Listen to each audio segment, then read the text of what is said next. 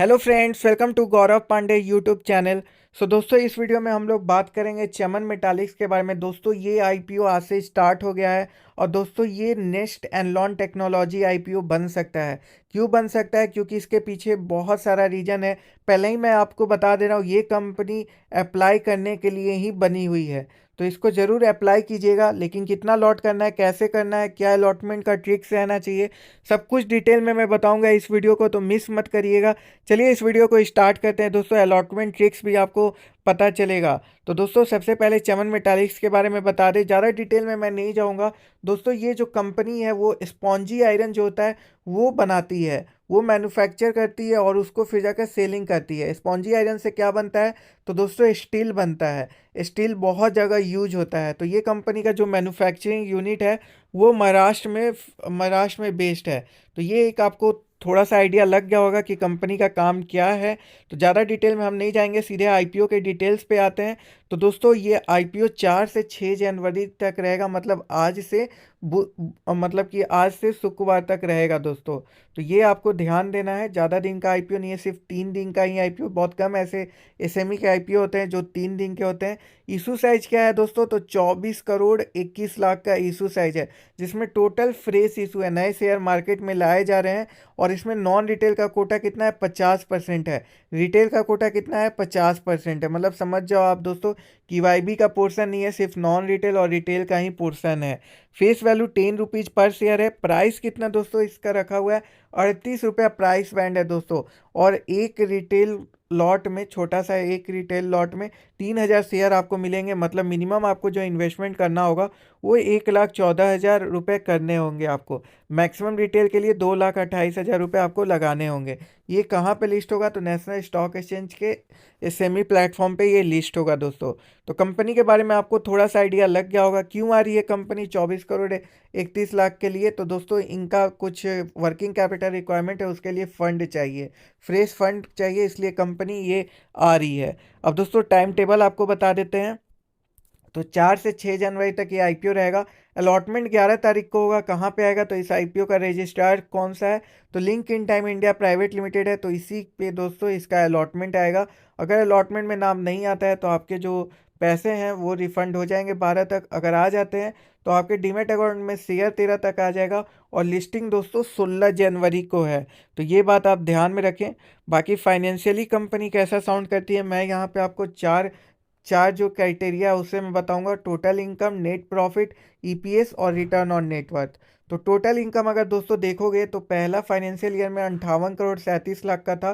फिर दूसरे financial year में 140 करोड़ और तीसरा में 185। तो काफ़ी ज़्यादा इनका इनकम है दोस्तों। देख रहे हो आप कि काफ़ी ज़्यादा इनकम भी, और हमेशा ग्रोथ हुआ है दोस्तों। ईयर ऑन ईयर वाइज क्या है? ग्रोथ हुआ है। तो ये काफ़ी अच्छी बात है। मतलब रिवेन्यू में दोस्तों कंपनी काफ़ी सुपर्ब है। अगर प्रॉफिट की बात करें तो 2019-2020 में अगर देखोगे तो 3 करोड़ 70 लाख था। फिर उसके बाद 5 करोड़ 23 लाख हुआ। फिर उसके बाद 9 करोड़ 35 लाख हुआ। तो प्रॉफिट भी दोस्तों इस कंपनी का काफ़ी सुपर्ब है। ईपीएस की बात करें तो ईपीएस थोड़ा कम है दोस्तों, करोड़ के हिसाब से देखा गया है तो ईपीएस थोड़ा कम है, ईपीएस ज़्यादा हो सकता था। तो ये एक निगेटिव पॉइंट है। बाकी टोटल इनकम, नेट प्रॉफिट इनका स्ट्रांग है। रिटर्न ऑन नेटवर्क देखें तो लास्ट ईयर में 24% का था। तो ये भी ठीक ठाक है, मतलब न्यूट्रल इसको बोल सकते हैं, ना स्ट्रांग ना वीक बोल सकते हैं। बाकी इनका ईपीएस थोड़ा वीक है। बाकी दोस्तों, अगर इनका पीयर्स कंपैरिजन करें, जितने भी कंपनी ऑलरेडी लिस्टेड हैं उनके पीयर्स से कंपेयर करें, तो दोस्तों देख सकते हो इस आईपीओ का जो टोटल इनकम था लास्ट ईयर 185 करोड़ का था। इनकम नहीं बोल सकते हैं, रिवेन्यू बोल सकते हैं। तो ये 185 करोड़ था। इनके जैसी जो दो कंपनियां पहले से ही लिस्टेड है, एक है बिहार स्पॉन्जी जो कि 94 करोड़ 58 लाख का रिवेन्यू था लास्ट ईयर। लॉयड मेटल का 727 करोड़ का था। तो इस कंपनी से आप देख सकते हो कि तकरीबन नहीं भी तो 4 टाइम्स बड़ी ये लॉयड मेटल की कंपनी है। और अगर पी रेशियो देखें लॉयड मेटल का, तो पी रेशियो 64 है और इस कंपनी का पी रेशियो कितना है? 7.27 है। तो दोस्तों ये क्लियरली इंडिकेट कर रहा है कि कंपनी क्या है? अंडर प्राइस है। मतलब जो 38 प्राइस लाया गया है वो बता रहा है कि कंपनी का क्या है? बहुत ज़्यादा कम है। ये आने वाले टाइम में कंपनी अपना प्राइस को करेक्शन करेगा और करेक्शन डाउनवर्ड ही में नहीं होता, अपवर्ड में भी करेक्शन होता है। तो करेक्शन होते हुए 38 का वो 70, 80, 90, 100 जीएमपी लिस्टिंग होगा, तो वो बढ़ता जाएगा दोस्तों। तो कंपनी के मतलब आप समझ जाओ कि जो वैल्यूएशन है वो काफ़ी सही है, और दोस्तों सस्ते दामों पे ये आपको मिल रहा है शेयर।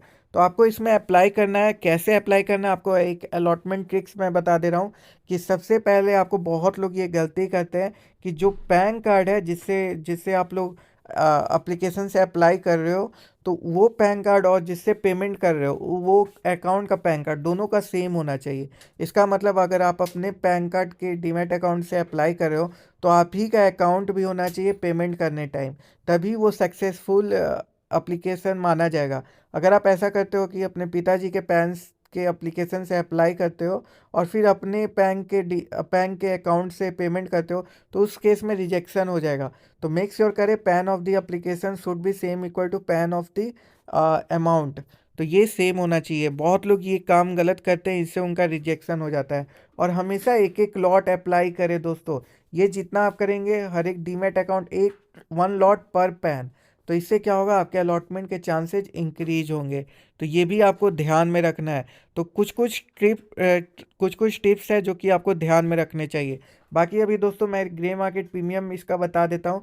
ग्रे मार्केट प्रीमियम इसका दोस्तों ऑन ए पेपर कितना चल रहा है, तो 18 से ये आईपीओ स्टार्ट हुआ था, फिर 20 गया, फिर 22 गया, और दोस्तों इसका हाईएस्ट 27 गया था। तो आपको मिनिमम और मैक्सिमम देखना है और फिर जाकर उसका एवरेज निकालना है। तो ये चीज़ हमेशा करना चाहिए कि आईपीओ कितना जाता है उसका, ये मतलब ज़रूर होता है। क्योंकि बहुत सारे साइट क्या होता है, गलत गलत इन्फॉर्मेशन भी रखते हैं, अपडेट नहीं करते हैं। तो अगर 18 पे आप देखोगे, 18/38 करोगे, तो आपको नहीं भी तो 48% का लिस्टिंग इन देखने को मिल सकता है। अगर वहीं पे 27 करोगे, 27/38, तो आपको क्लोज टू 70%, 75% का आपको लिस्टिंग गेन देखने को मिल सकता है। तो जो लिस्टिंग गेन का रेंज है दोस्तों 48 to 75 है। तो मतलब काफ़ी अच्छा ये आईपीओ चलने वाला है दोस्तों। और नॉन रिटेल में अगर ज़्यादा सब्सक्रिप्शन होगा तो क्या होगा, बूस्ट हो जाएगा दोस्तों। क्या बूस्ट होगा, तो ग्रे मार्केट प्रीमियम बूस्ट भी हो सकता है। तो इन चीज़ों पे आपको ध्यान देना है। आपको लास्ट डे ये देखना है कि नॉन रिटेल में ज़्यादा सब्सक्रिप्शन है या रिटेल पोर्शन में ज़्यादा सब्सक्रिप्शन है। अगर जिसमें भी कम रहेगा उस तरफ से आपको अप्लाई करना है। ये भी एक टिप्स है जो कि आपको जानना चाहिए। मतलब अगर नॉन रिटेल में ज़्यादा सब्सक्राइब हुआ और रिटेल में कम है, तो apply from the retail person. अगर रिटेल में ज़्यादा है, नॉन रिटेल में कम है, तो apply from the non retail section. तो ये चीज़ें भी आपको एनालिसिस करके लगाना है। ये पहला दिन आप लोग मत लगाइएगा, पहला दिन नहीं, लास्ट डे 6 जनवरी को ही आप लोग अप्लाई कीजिएगा 2 से 3 बजे के आसपास। तो ये भी ध्यान रखिएगा। तो ये पूरा मेरा एनालिसिस है। आई होप आपको समझ में आया होगा।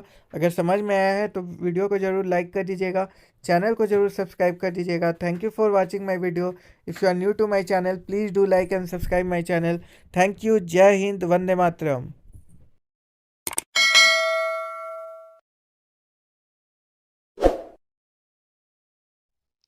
Hello everyone, welcome to my channel. So my channel is all about the stock market update. Here you can see the update about the IPO, their grey market premium, all the latest stock market news. So you can expect everything, every knowledge about the stock. So please subscribe my channel and please press the bell icon. Thank you. Keep watching.